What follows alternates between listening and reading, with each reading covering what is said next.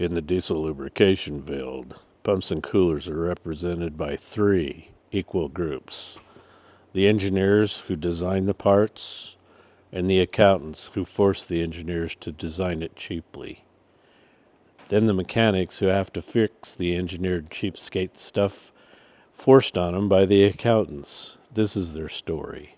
Caution, dollar store discretion is advised. Been cleaning stuff in the old Chinese Weber sonic cleaner. I just had to change the water, so we're only at 59 centigrade. It's set to go to the maximum, which is 80. I turned it on anyway. Turning her black already. So I took my turbo apart because it's obvious this thing's been dirted. I want to show you the compressor housing. So when we got the truck, we changed the air filters. We didn't see any dirt in the housings or inside the filters. We didn't really see dirt in the pipe, but check this out. It cleans up. So I think we're gonna have to send this to Jim for a rebuild-ola. Okay. I just been cleaning. Block's done. I think I'll go get that tomorrow. See how he's coming with the crank. I'm gonna go in the house. I'm tired. All right, so I went up this morning, got the block back. It's done. Done. But it's still got paint on it. I don't think that dude had a washing machine big enough to handle these blocks. So I bought some methylene chloride, which is the wicked ingredient in paint strippers. But apparently you can't use straight methylene chloride. It doesn't work. So I'm gonna have to go to town tomorrow and buy some paint stripper and do this the hard way with the gunky stuff.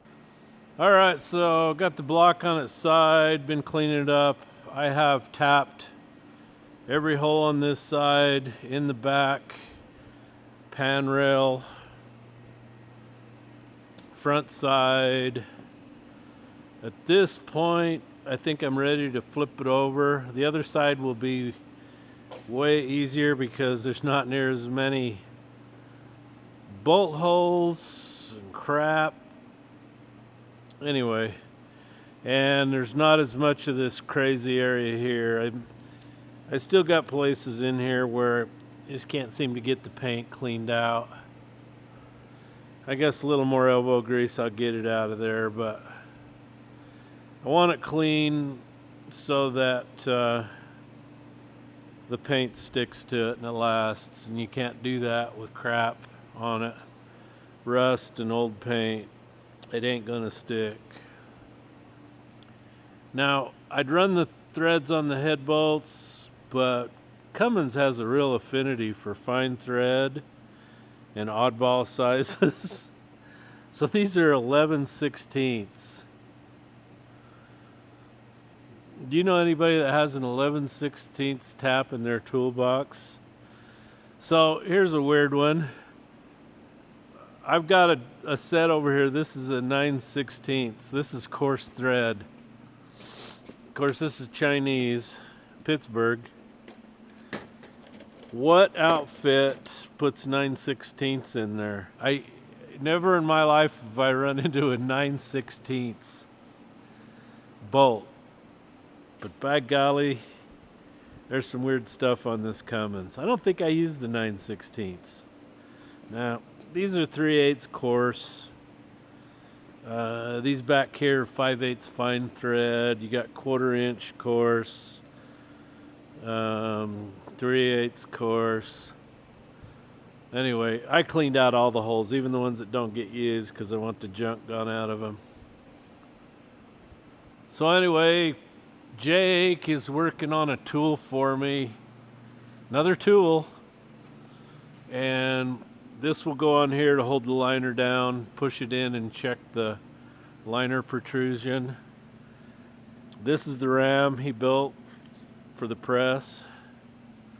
So that is a pre-honed 3.5-inch tube, but he had to cut these tapers and this lip for the head. Head goes in, there's a snap ring on it. See, this is only a one-way ram, so there's no oil on this side, so it's not like you need a head with an O-ring and all that. So anyway, that's done. Okay, a little before picture. Before. After. Before. After. These are interesting liners. So maybe somebody can tell me what in the world these are made out of. They just don't look like regular cast iron like the cat ones I've seen. They're not like bright shiny inside. It's kind of a dull color. And then the pistons, what does Cummins call that? Tri-Tech or Tri something? Top of the aluminum pistons are coated with some kind of black stuff. They don't do the whole thing, mostly just the fuel bowl. Alright, so Operation N14 polish and shine has about come to an end. So I got this side cleaned up. Got a few little spots here I'll have to go after. Now it's time to tap all the bolts, holes, and clean them up. But it's 10 o'clock on a Friday night. So I think I've had about enough for today. All right, got the floor sweeped up, got the block sitting up. I've tapped every last one of those holes, cleaned it up. We're gonna get this baby together. I still haven't decided what color I'm gonna paint it. I'm really leaning towards the same color as the truck. I don't know. Don't really want to paint it that beige. Too bad. Black looks great. I don't know if I want to do that. Yellow's out of the question. I'd have guys up my ass over painting that cat yellow. That'd be horrible, wouldn't it? That'd be sacrilegious. Alright, I'm gonna install some more of these rocker bushings with this tool. First thing you gotta do is figure out where the holes go. They tell you to put this puzzle piece seam at the top, so right about, no, that don't work. I don't like beating on stuff. There we go. I think we're started straight. So this is how I do it. It doesn't really take a lot of pressure. If a guy had an arbor press, it'd be the cat's meow.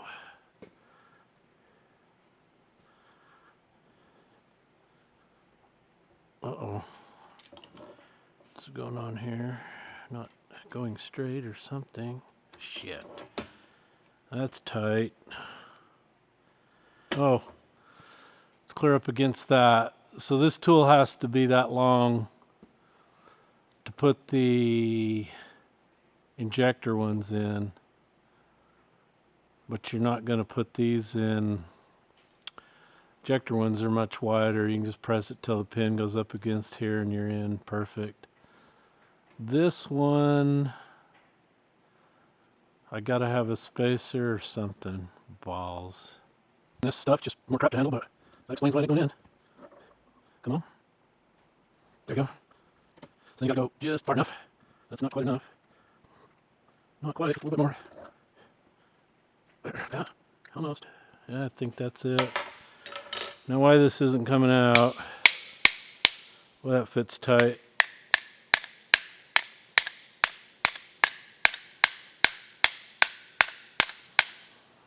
does not want to come out very good. The injector one I didn't film it. That sucker just went right in like butter.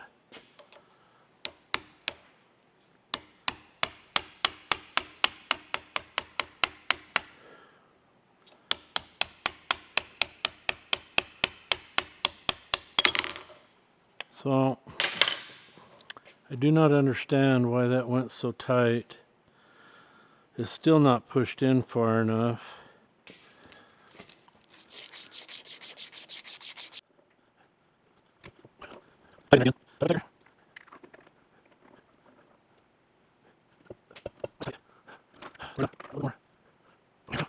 See, it's not coming out again. Not worth a dang. I gotta do something different here. I mean, the oil holes line up fine on this one. I'm happy with that. And that. But it's like, why are they so close? I don't get it. I don't get it, yeah. I just don't get it. So, I'm going to turn you off here. I'm going to do some sanding on this, cut it down. Alright, so let's try an injector one, see if I can get the egg off my face.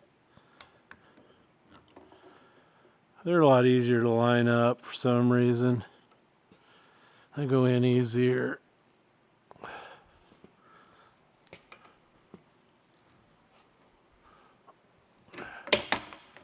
Come on, Jeff. Sometimes I wonder about this. Why am I doing this? Why?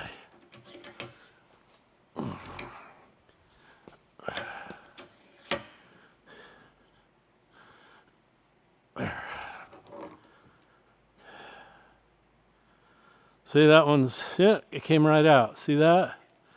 Came right out. And the oil holes line up. Beautiful, Stephanie.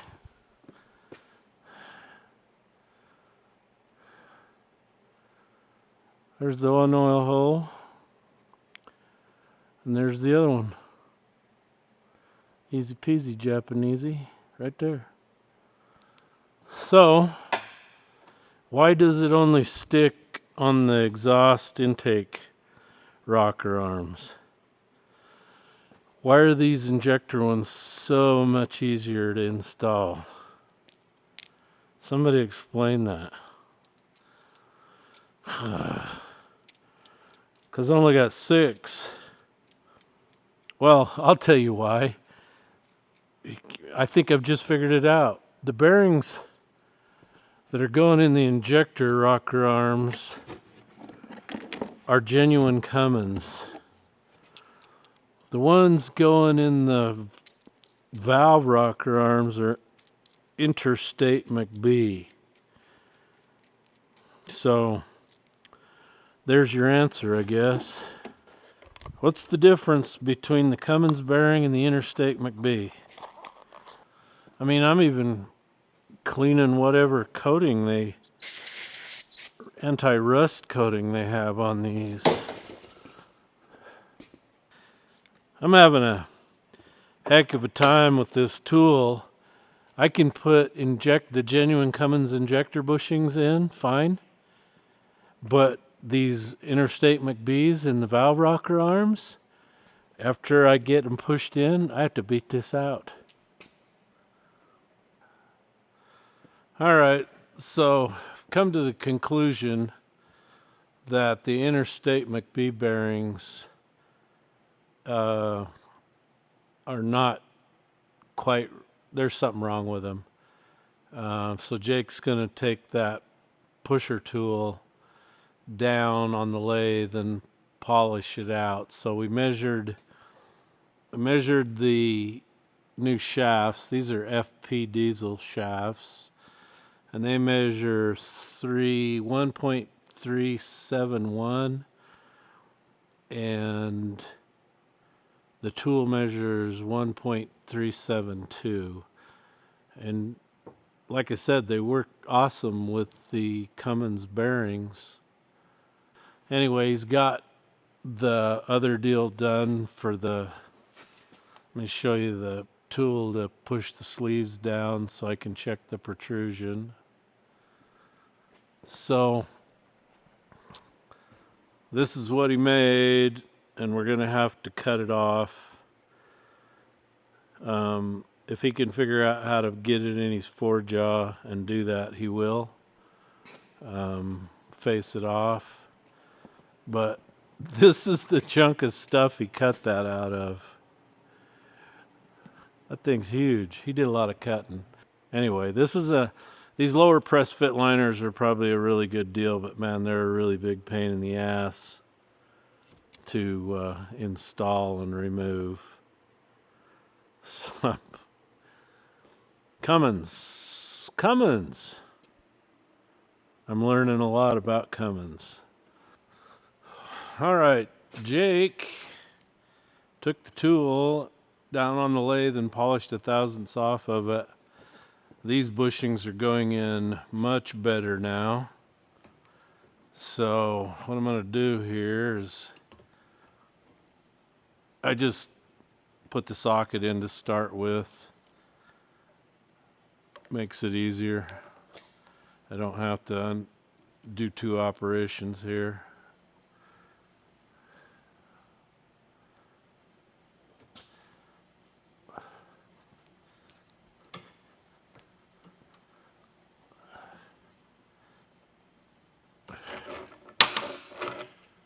Whoop! See, it fell right out. Went in there a piece of cake. Didn't mar anything, didn't do anything.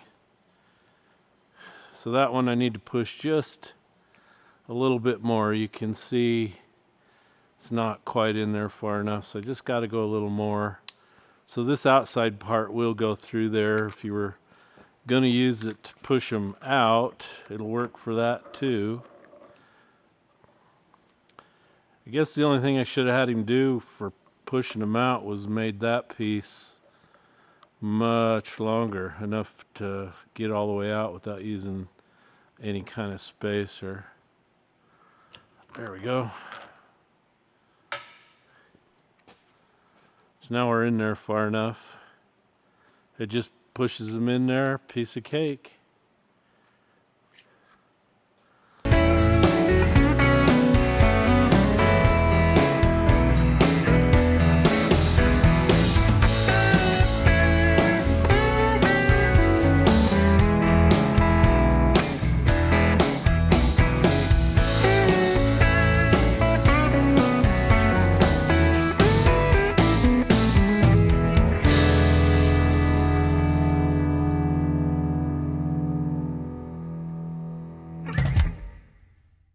Go.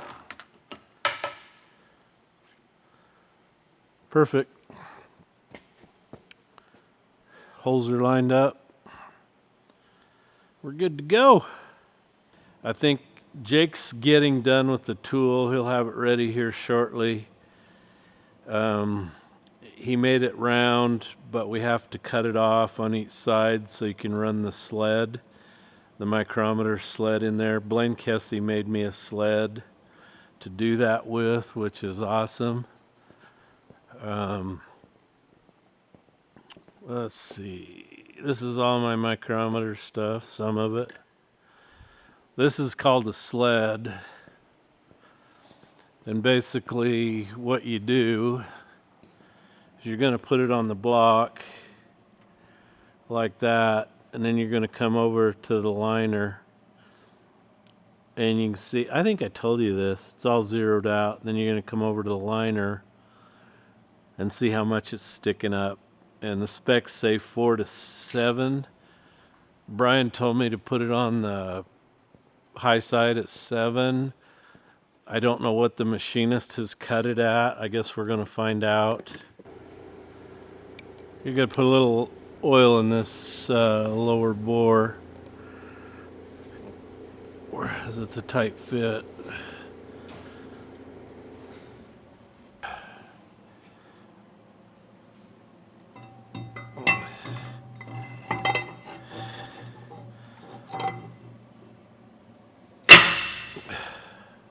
if I'm going to have to wash it in soapy water or what I'm going to have to do. Okay. Oh, I got to put that in first, don't I? Huh? It was in the drawer. There's two of them in there. Ready?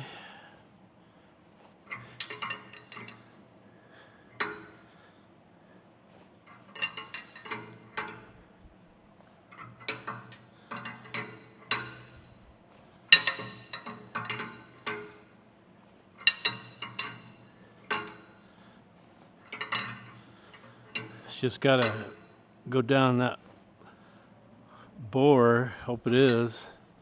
Don't want to catch the edge.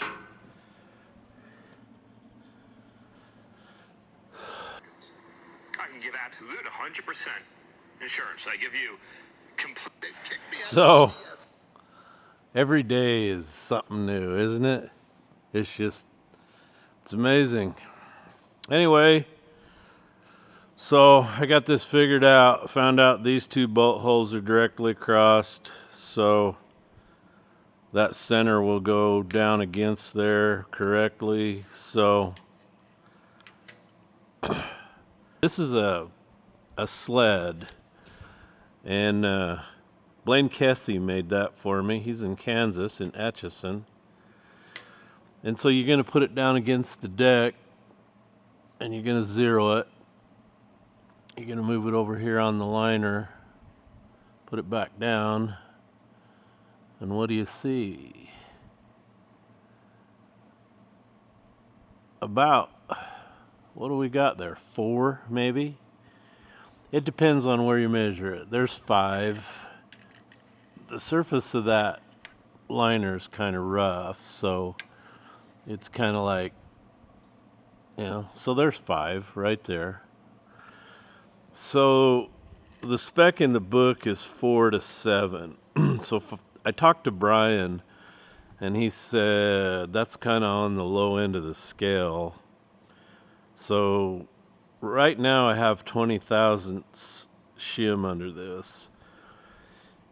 And he suggested that I go probably a 21. That should get me up to 6. Well, that's interesting. Sometimes it's like, whoa, wait a minute. What's going on there? Oh, that's right. Well, it could be a piece of dust, piece of something under there. Who knows? It was like several thousandths off. I'm like, wait a minute. That's not right. No, that's right. Clean it off. It's all good.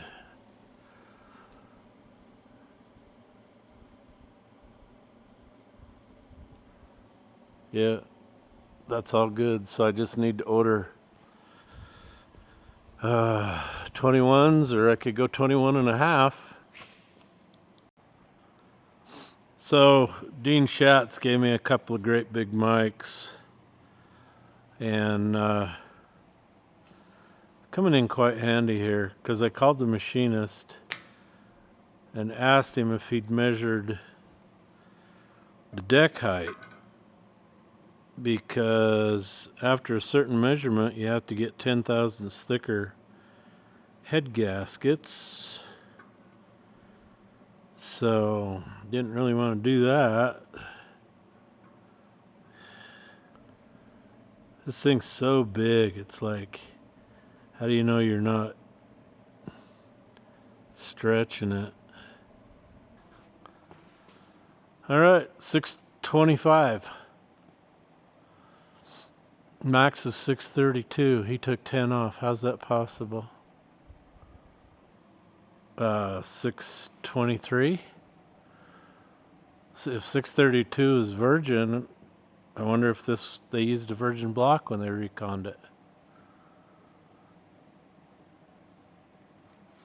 Because that would make it about 10 thousandths off of it then. He said he took 10 off, so anyway, 609 is the minimum before you got to put a thicker head gasket. So I'm good. That's all I care about. I cleaned up my sleeve puller, and I pulled this sleeve out, and This is why I don't beat sleeves in. I don't know what happened, but somewhere in the process you can see that little teeny dent.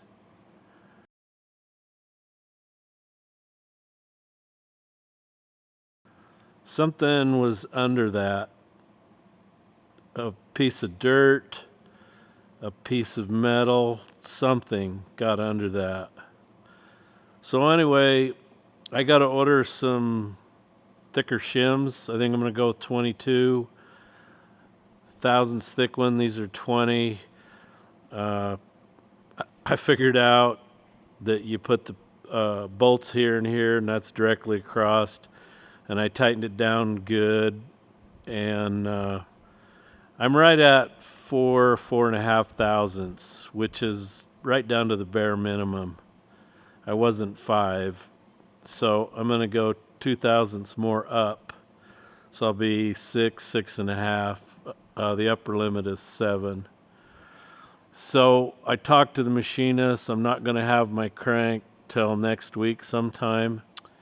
I got my little tub thing so I can get washing it, but I don't really want to wash it until I've got the crank, so I can just start putting bearings, put cam bearings in, tip it up, put crank in, and then start putting the sleeves in.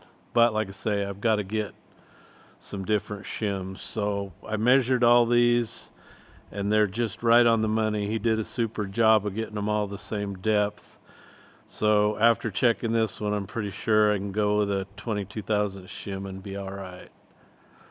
So anyway, I've been cleaning more stuff up, and I've been cleaning up these water pipes and stuff. I want to show you something on here. So this water pipe here goes up the thermostat housing, and then this comes around and then goes down to the radiator. So this is the intake pipe to the water pump. Now, if this isn't some kind of engineered stuff, so apparently they didn't have enough room to keep the pipe round, so they smashed it. So you can get about half as much water through it. That's very interesting. Anyway, I've just been cleaning stuff up. Clean. So I think tomorrow morning I'm going to get on the internet and start ordering. I'll get the shims. Some gaskets I need. I got a long list of stuff I need to get coming now. So I get the crank, I'm going to start getting things together. So anyway, that's where I'm at.